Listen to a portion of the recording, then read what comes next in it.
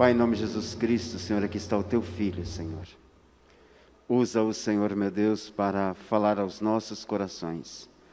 Para que a Tua palavra, Senhor, meu Deus, penetre, Senhor, na nossa alma, no nosso espírito, Senhor, e que possamos, ó Pai, estar mais perto de Ti, em nome de Jesus. Amém.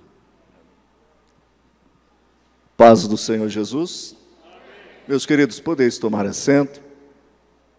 Já agradecendo a Deus por esta tão singular oportunidade de podermos estar na casa do Senhor, adorando ao Senhor, neste marco histórico na vida da humanidade, que fora o sacrifício voluntário de nosso Salvador Jesus Cristo. Que privilégio eu e você temos nesta noite de poder dizer: eu estou livre. E lembrando das palavras do nosso querido irmão João, quando ele escreve a sua primeira epístola, no capítulo de número 2, dizendo: filhinhos, eu quero vos lembrar a respeito do que eu vos escrevi. Não pequeis. E se alguém pecar, temos um advogado, Jesus Cristo, o justo diante de Deus. Então alegre o seu coração. Já começo com essa dialética para te dizer que você está no lugar certo. Não importa o que você fez, não importa o seu passado, não importa a situação que você encontra-se nesta noite. O que eu sei é que o Deus, o nosso Senhor Jesus Cristo, Ele é ainda o nosso mediador e nos dá a certeza, a convicção que os nossos pecados foram apagados. Que privilégio! Agradecemos a Deus por estarmos aqui. Cada um de vocês representando a sua casa, representando a sua família.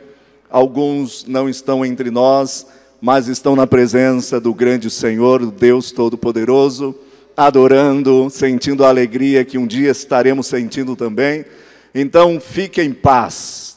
Como diz o Senhor Jesus, a minha paz vos dou. Fique em paz, que a alegria do Senhor sempre será a nossa força. Meus queridos, abra a tua Bíblia, a Bíblia. Nós estaremos fazendo umas aplicações a respeito do momento em que nós estamos vivendo, e principalmente se tratando de uma historicidade pontual, marcada, a respeito deste exato momento, aonde Deus, pela sua infinita graça, nos coloca uma mesa, um banquete diante de mim e de você.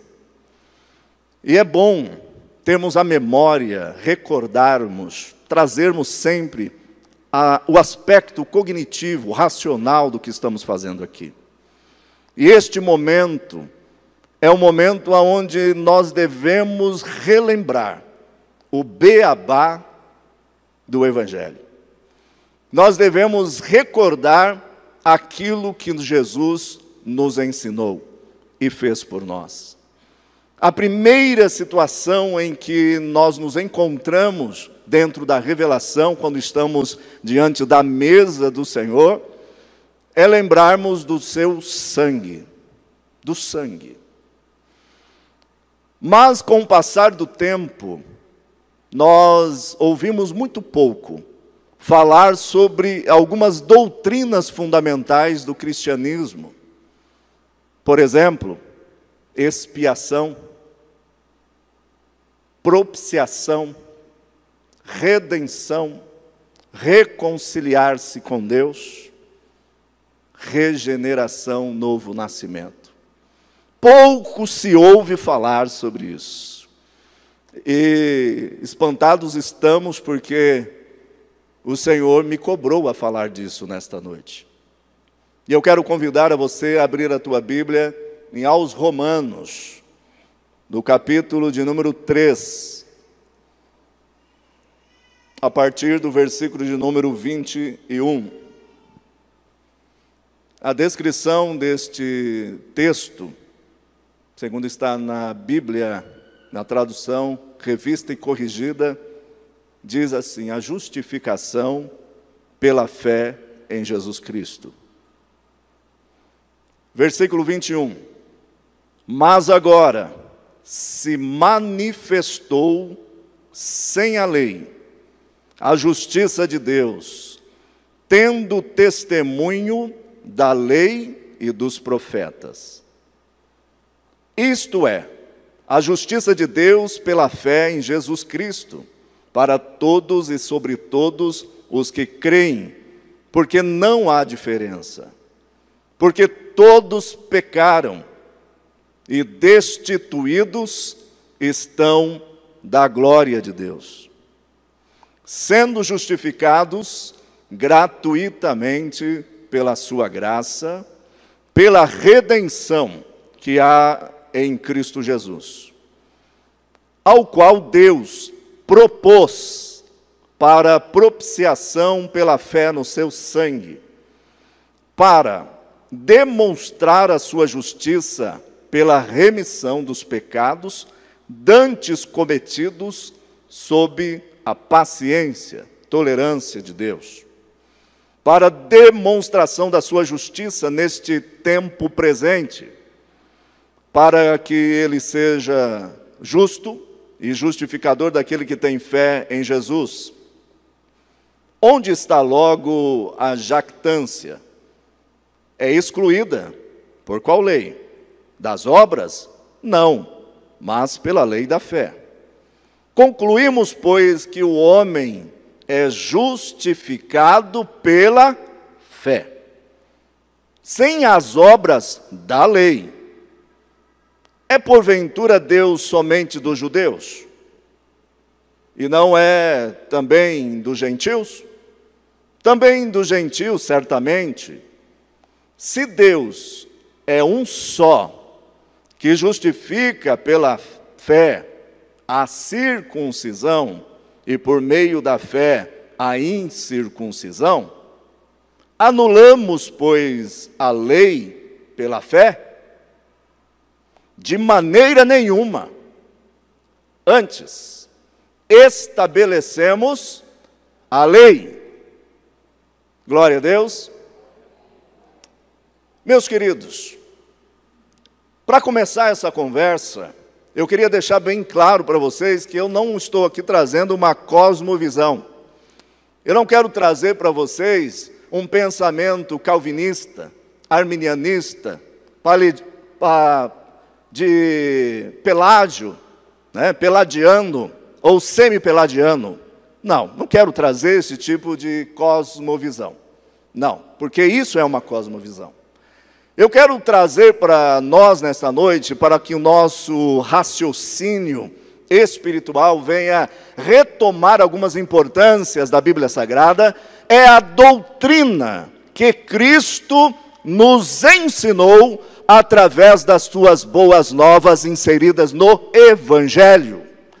Essa é a verdadeira observância que nós temos que ter em nosso coração. Essa é a verdadeira ideologia que deve causar em mim e você uma diferença de vida, de olhar, de fé e de sentimento. Quando nós olhamos para a doutrina de Cristo, segundo o Evangelho, nós não nos perdemos em cosmosvisões que são perca de tempo quando nós não temos a simplicidade do Evangelho. E a simplicidade do Evangelho está em descobrir o verdadeiro sentido disso, ou isto que aqui está. O verdadeiro significado de nos colocarmos diante de Deus e entendermos pela pessoa do Deus Espírito Santo o que Ele realizou ali na cruz, no Calvário. E o que Ele diz para nós?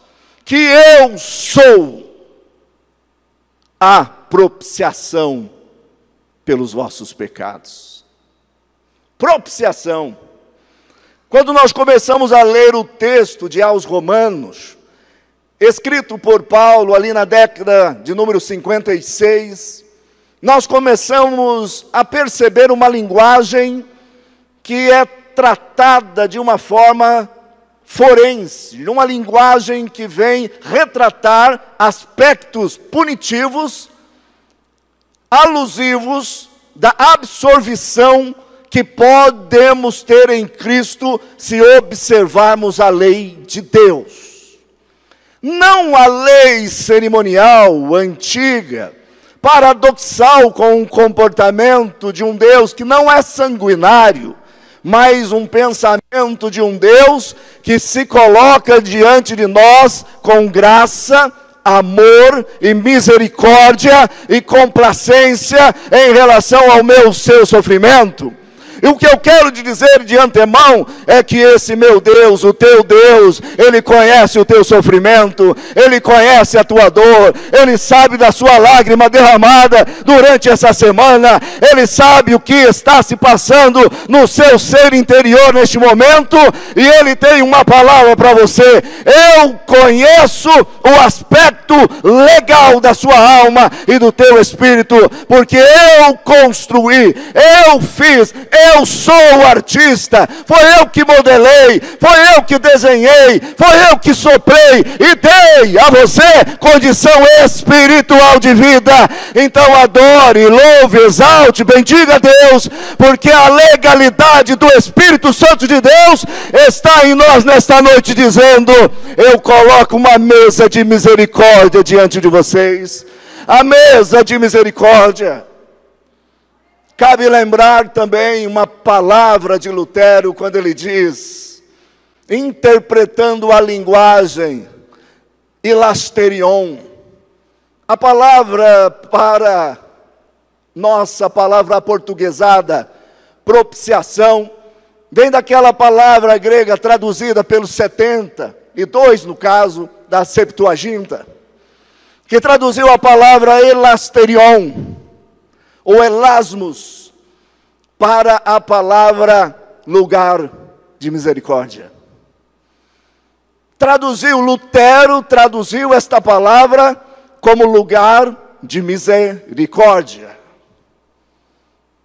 Nós ouvimos falar sobre tantas importâncias do texto, mas nunca trazemos ao nosso ser essencial que nós estamos diante de um Deus de misericórdia. Não sei o que tem ofuscado a sua visão, tirado a capacidade de você ver Deus como Ele é, entender a sua natureza essencial. Não sei o que tem feito você perder o diagnóstico da vida de Deus em você, mas eu quero ratificar nesta noite que o Deus Espírito está aqui nesta noite dizendo: eu tenho misericórdia sobre a sua vida. Não importa o que você tem vivido ou está vivendo, mas eu tenho uma mesa de misericórdia posta diante de vocês. Banqueteiem-se, participe.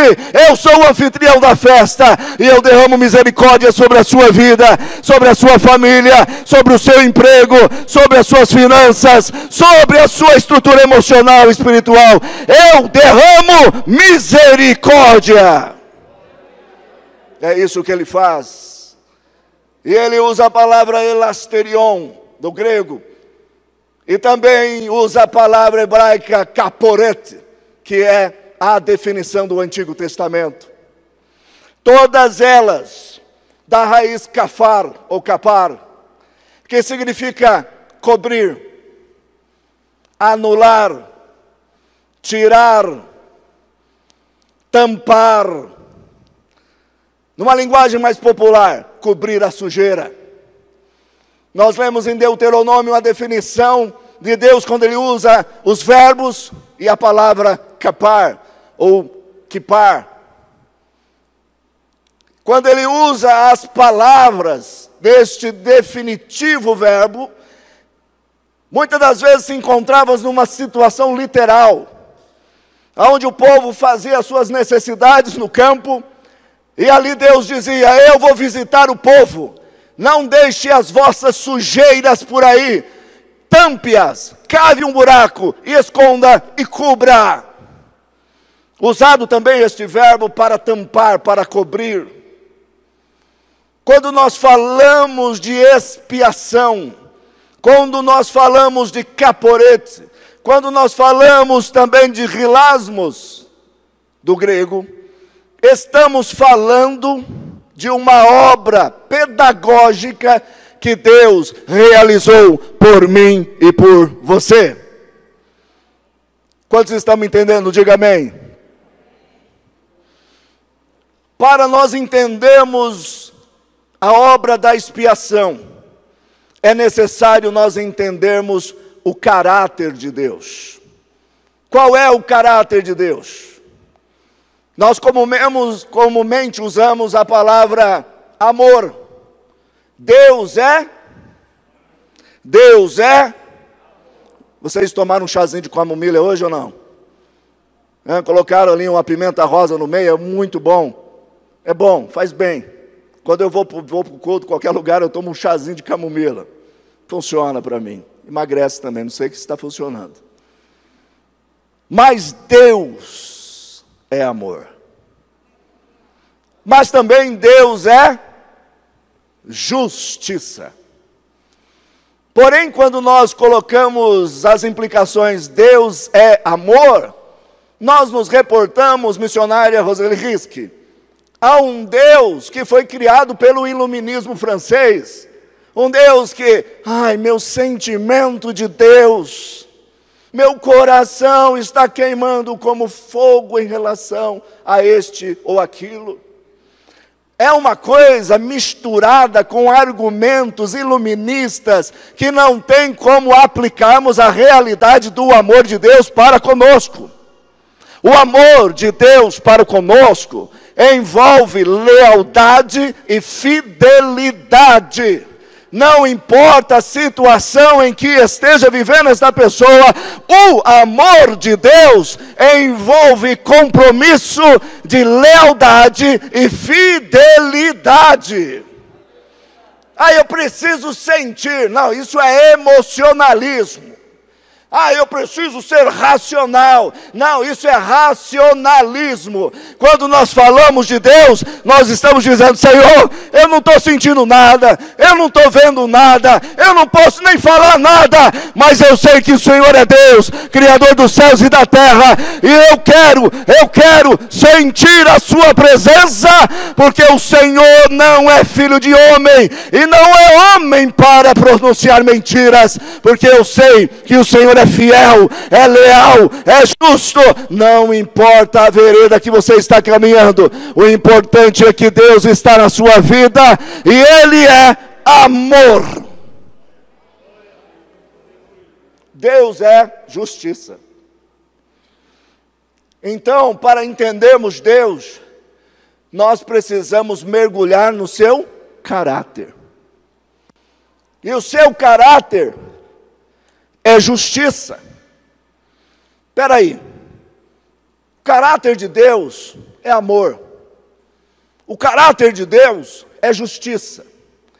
Bom, entendo perfeitamente dentro das minhas capacidades de interpretar. Eu entendo. Mas quando falamos que Deus é justo e Deus é amor, nós estamos falando da essência de Deus. Deus não sente amor. Deus não faz justiça. Ele é justiça. Alagai, riombagai, sibifai. Deus, Ele não simplesmente pronuncia, tem atitudes de amor, mas Ele é a essência do amor. E Ele está aqui neste momento, neste ambiente de corpo, de igreja, dizendo para mim, para você, meu filho e minha filha, sinta a presença essencial do amor, do amor, do amor. E que amor é esse? É um amor aonde você está. Você olha para o seu próximo, você não vê o seu pecado, não vê a sua diferença, não vê o seu defeito. Quando você olha para o seu próximo, a essência do amor de Deus está dentro de você, e você vê Deus nessa pessoa. Como devo fazer? Vou ajudar, vou estar remando junto, vou apoiar, vou estar ao lado. É a essência do amor de Deus. Justiça. Justiça.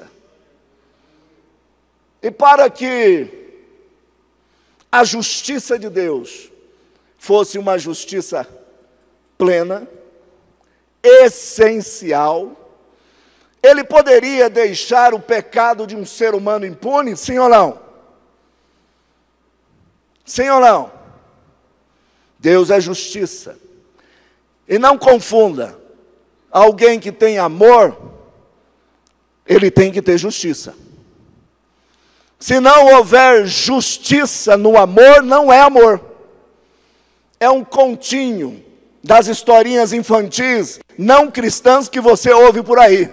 Mas o Deus que é amor e é justo, Ele diz para mim e para você: se eu te amo, eu sou como um pai que corrige, um pai que trata, um pai que dá um puxão de orelha, um pai que talvez, como um bom pastor, é preciso ali dar uma quebradinha na perna da ovelha, para que ela possa despertar e ter uma vereda justa e reta, que agrada ao Deus justo que te ama. Pai, por que eu estou sofrendo tanto neste momento, meu Pai? Entenda isso como o amor de Deus, entenda isso como a justiça de Deus, entenda isso como um Deus que está vivo, vivo, vivo, vivo, e um Deus que declarou aqui nesta noite, através da boca desses profetas, dizendo o seguinte: hoje, em Cristo Jesus, pelo seu amor e pela sua justiça, eu estou livre, livre, livre, livre, livre, livre. Hoje eu sou livre pelo amor e a justiça de Deus. Amor e justiça. Claro que eu estou sendo bem claro. Se fôssemos entrar no aspecto mais doutrinário, emblemático, vocês não aguentariam me ouvir nem 5 minutos. Mas eu estou tentando aplicar isso como chave no seu coração. Que esse Deus, Ele precisou elaborar este processo de justiça. Porque o homem pecou em sua vida, transgrediu.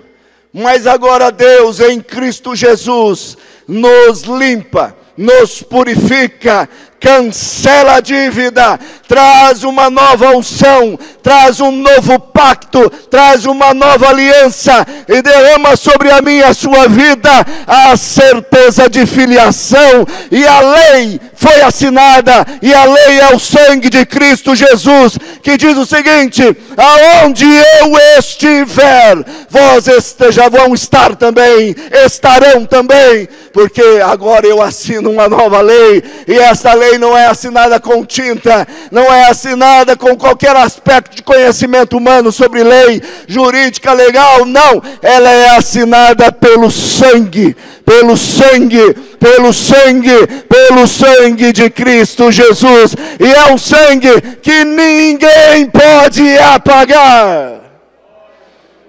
Seu pecado está lá, mas sabe de onde ele está? É embaixo do sangue de Cristo Jesus. Ninguém pode ver você além de ver Jesus. Quando olham você, vê Jesus. Quando ouvem você, ouvem Jesus. Quando estão com vocês, sentem a presença de Jesus. Sabe por quê?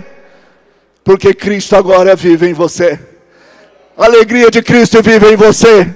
O poder de Cristo agora é parte da sua vida, da sua ideologia, da sua retórica, da sua conversa, dos seus atos, da sua prática, do seu pensamento. Jesus é agora a sua essência de vida, porque agora Ele anula, cobre e te dá o endereço certo.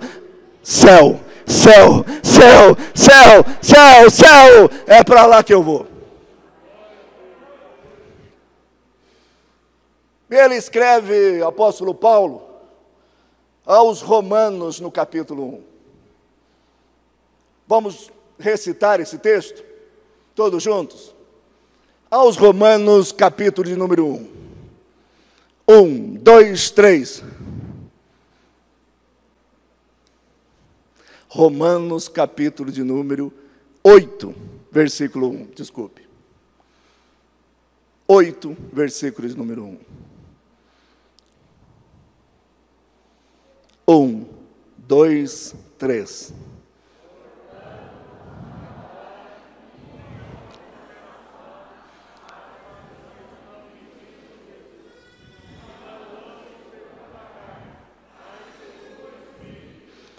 Algumas variantes, algumas Bíblias não tem mais que andam segundo a carne e segundo o Espírito. Que não andam segundo a carne. Não tem mais. São variantes textuais, numa outra oportunidade falaremos sobre isso. Mas entenda a legalidade. Entenda o processo de Jesus para comigo e com você.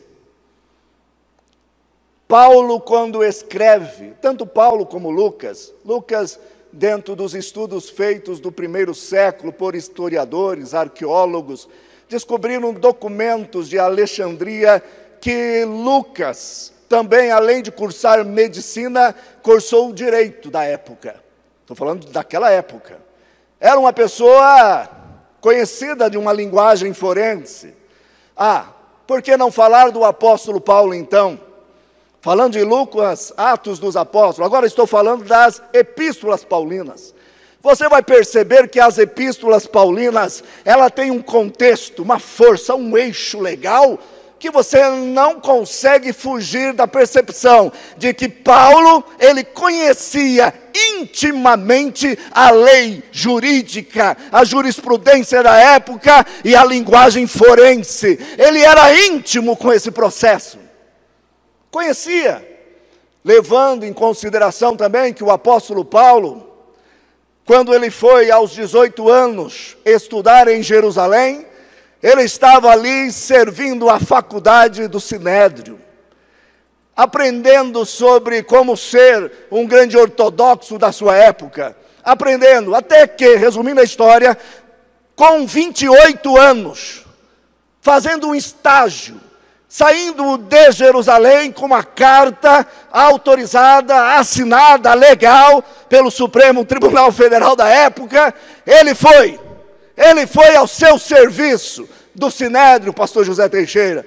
Chegando lá, perto de Damasco, a caminho de Damasco, ele tem um encontro com o legislador, com o Rei dos Reis e Senhor dos Senhores, a verdadeira lei que nos liberta de todo pecado, e Deus se mostra em voz audível para Paulo, e o conceito legal dele, da sua época, muda completamente. Ele sofre uma metamorfose, ele sofre um processo de esquinose, ele esvazia da sua origem, e agora ele passa a entender qual é a lei do céu, qual é a lei da graça, qual é a lei de Jesus Cristo.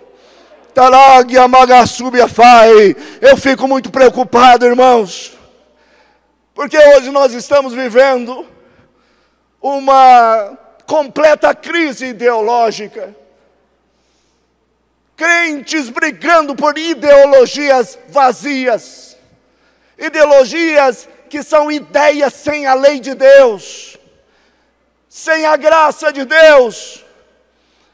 Crentes dentro das suas próprias casas, deixando implantar ideologias diabólicas, doentias, escravistas. Mas eu quero ser um profeta de Deus nesta noite e dizer, em nome de Jesus, receba a lei de Deus na sua vida, receba a graça de Deus na sua vida. Não deixe que essas ideologias mortas, pagãs, assassinas, destruidoras de família e de lares, entrem na sua casa, entrem na sua mente, e você venha para a igreja com essas ideologias. Venha para a igreja com esse tipo de comportamento. Mas será? Depende. Que se o pastor Daniel está dizendo, mas o pensamento fulano de tal, o pensamento de tal pessoa é mais complexo. Em nome de Jesus, tira isso.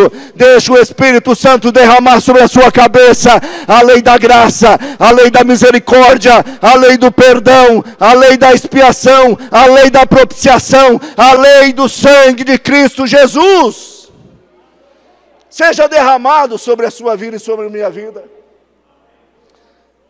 Quando o apóstolo Paulo redige esta palavra do capítulo de número 8, nenhuma condenação há.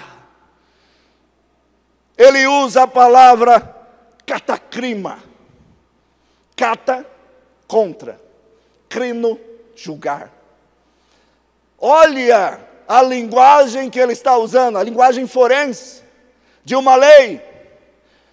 Nenhuma condenação há, nenhum julgamento contra, nenhuma posição contrária, ninguém pode ir contra a sua vida. Sabe por quê?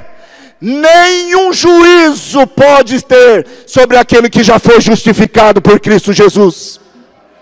Nenhum juízo. Aí você vê, pastor Teixeira, pessoas de cabeça baixas, dobrando, se curvando para homens, para coisas, para ideologias. Mas Deus está dizendo, não derrame a sua lágrima por coisas vãs. Não fica seguindo coisa que não presta, que vai destruir a juventude desse Brasil, que vai destruir os nossos adolescentes. Não se curve a estas coisas, se curve diante do Rei dos Reis e Senhor dos Senhores, o justo, o justo, o justo e fiel, porque nele nenhuma condenação há para aqueles que estão em Cristo Jesus. Nenhuma condenação. E é interessante notarmos, prometo daqui 5 minutinhos eu termino, 5 minutinhos. Eu nem sei que hora foi me dado, mas 5 minutinhos.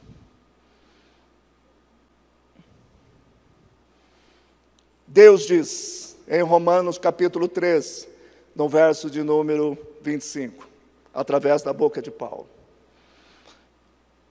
ao qual Deus propôs para propiciação pela fé no seu, para demonstrar a sua justiça, pela remissão dos pecados dantes cometidos, sob a paciência de Deus. Vamos retornar um pouquinho à nossa mente veterotestamentária, olhar lá para o Antigo Testamento. Quando Deus apresenta a Moisés, no capítulo de número 25, e no verso de número 17 ao 22, aonde ele pede a Moisés que deveria ser posto sobre a arca do concerto. O que é esta arca do concerto? Nós sabemos que o tabernáculo, o Mishkan, lá no Antigo Testamento, o primeiro, era dividido de algumas partes, de algumas áreas. A área do pátio, holocausto, pia de cobre, a área santa, que era o lugar onde alguns sacerdotes levitas tinham acesso. O lugar santo. E esse santo significava o seguinte, que havia alguns elementos ali. E o tabernáculo, ele fala do quê? De Jesus, do seu ministério e da igreja. Sim ou não?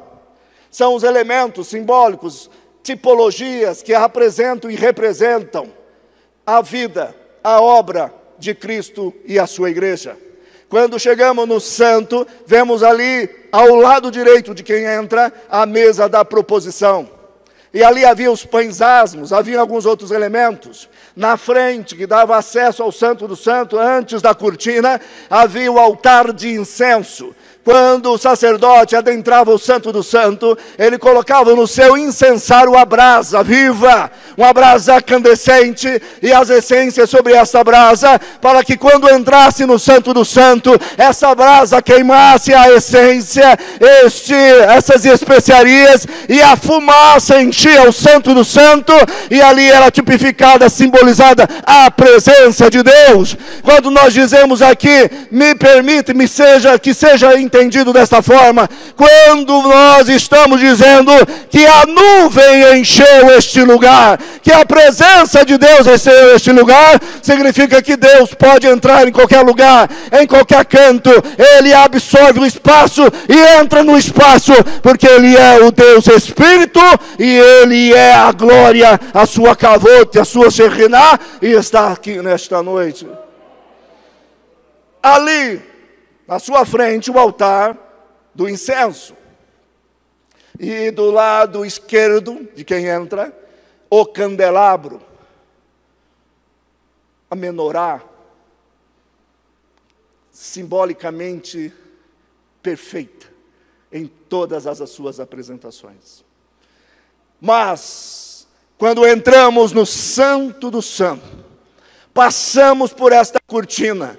E para passar por esta cortina, irmã Miriam, eu tenho que pedir licença ao sangue de Jesus. Eu tenho que pedir licença, pastor Elisandro, ao sumo sacerdote Jesus Cristo. Eu tenho que pedir licença à mesa, o lugar de misericórdia, o lugar do encontro. Eu tenho que pedir licença para esse Jesus.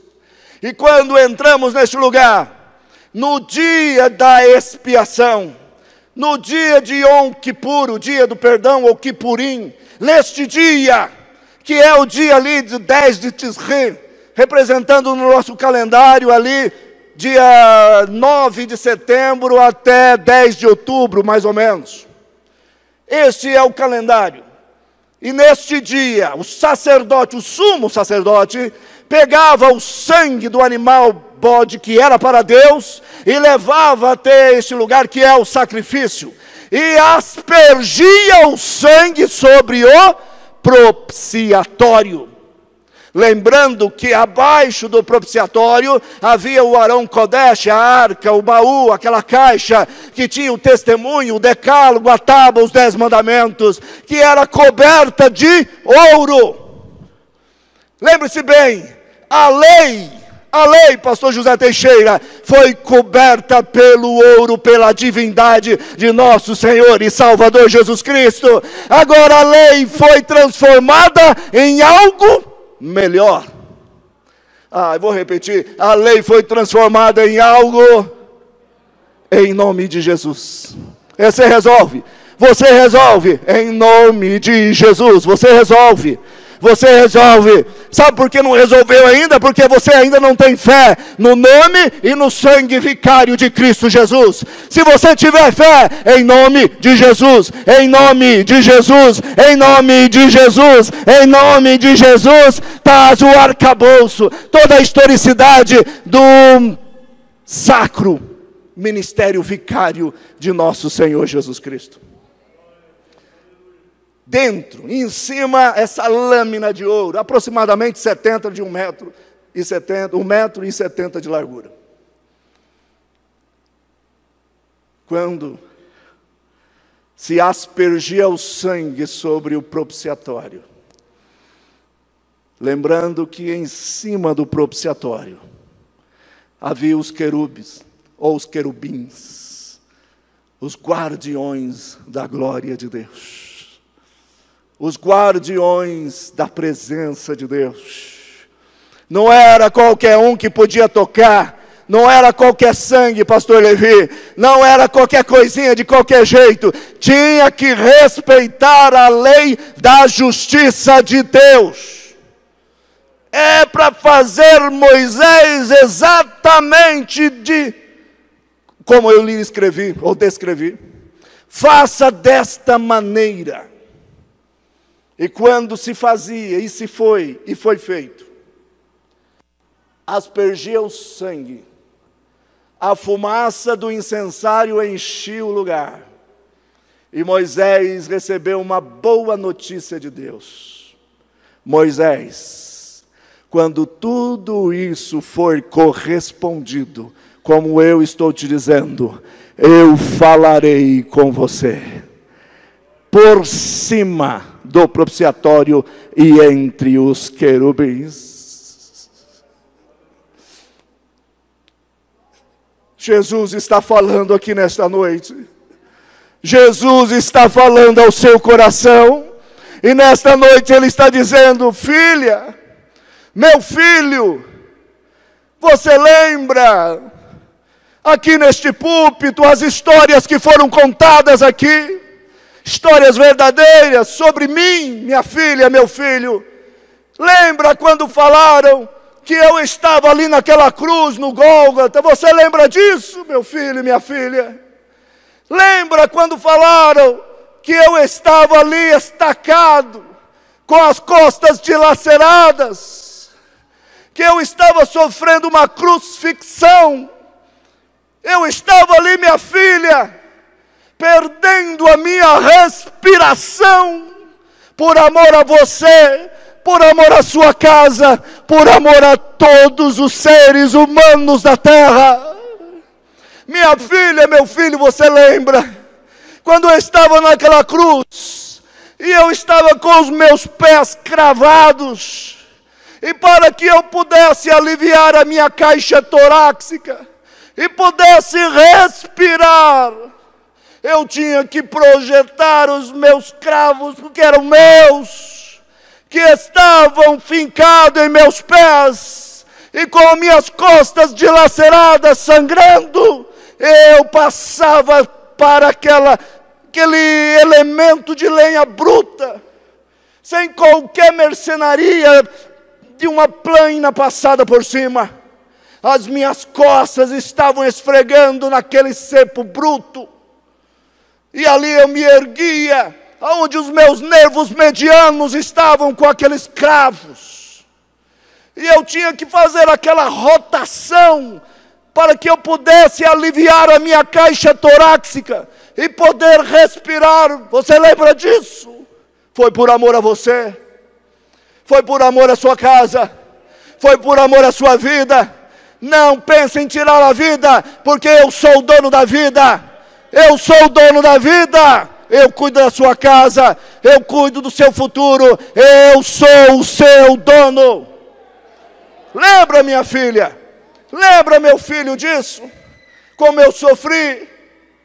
E naquele momento de agonia, aonde o meu pericárdio estava já formando uma bolsa d'água, eu não conseguia respirar mais, e de repente, ele grita,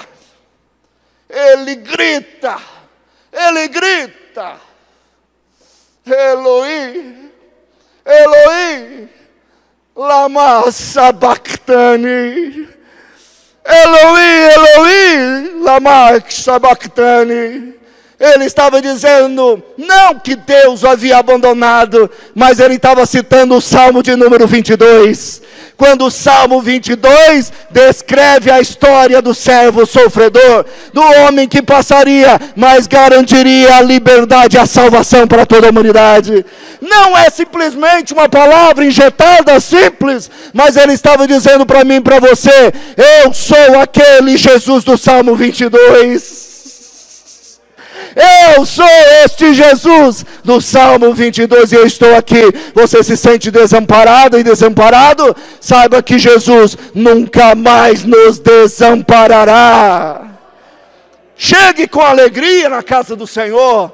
Chegue no trabalho com alegria, porque Jesus está com você. Jesus está na sua casa. Sai Covid, sai dengue, o Senhor Jesus entra, o Senhor Jesus entra, o Senhor Jesus entra, o Senhor Jesus entra.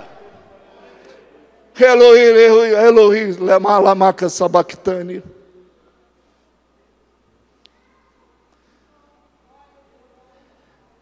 Tetelestai. Tetelestai. Pastor Braz, está consumado. Perfeito, perfeito, como estava na lei, vírgula por vírgula, ponto por ponto, jota por jota, iota por iota, toda a lei foi cumprida em Cristo Jesus. Ele cumpriu a lei, tetelestai, está consumado. terminou, acabou o sofrimento. Agora, quando erguimos as nossas mãos, mesmo doente, mesmo cancerígenos, mesmo cheio de problemas, erguemos as mãos e nos enchemos da alegria do Espírito Santo. Tetelestai, tetelestai, tetelestai, está consumado, terminou. Agora é erguer a cabeça e dizer: glória ao nome santo de Jesus. Terminando. Propiciatório, sangue aspergido.